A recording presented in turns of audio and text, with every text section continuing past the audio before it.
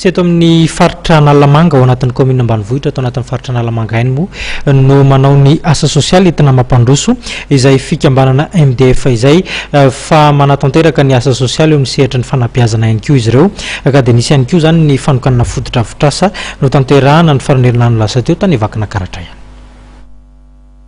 Tsy vitan'ny avozina hatramin'ny sekoly ambaratonga fototra ao Antsirabe commune Antsohatany ao faritra vakina karatra fa mbola nampiana efitra fianarana telo vaovao trano fidiovana ary koa rano fisotro madio. Izany no nitokana ny fitondram-panjakana niaraka tamin'ireo niantoka ny fototra afotrasa tamin'ny 4 Mey lasa teo tao Antsirabe tanàna sarodalana ao anatin'ny commune Antsohatany faritra vakina karatra. Tafiditra izay indrindra ao amin'ny paikady iarahana amin'ny ministera fampianarana moa ny amin'ny hoe fampidirana ny kolonga madinika any an-tsekoly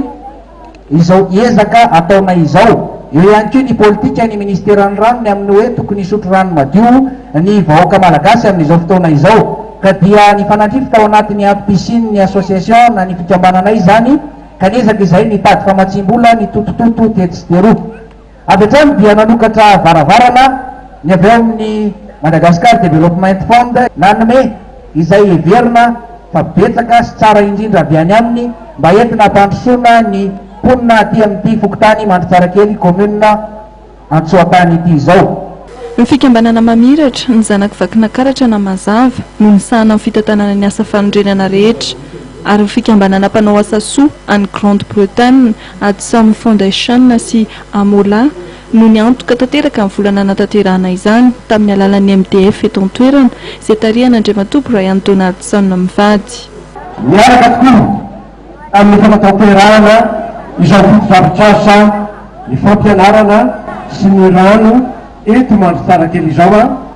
ary isaona ihany koa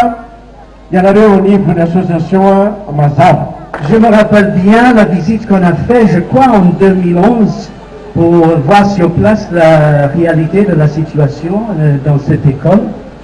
Ny fitadidiako dia tamin'ny taona 2016 izany tonga voalohany indrindra teto Antsirabe tamin'ny fitidihana hipotsiny zavatra misy tety atoerana. Ireo solon-tena fitondram-panjakana izay nitarihan'ny lefitra lehiben'ny distrika sy lehiben'ny faritra izay nandray fitenenana dia samy nankasitraka izao asa fampandrosoana sahan'ny MDF sy ny mpiara-miombona antoka amin'izao. Tamin'ny karavona tanteraka ny nandraisan'ny mponina indrindra ireo mpianatra an'izao fototra afotrasa vaovao nomena azy ireo izao.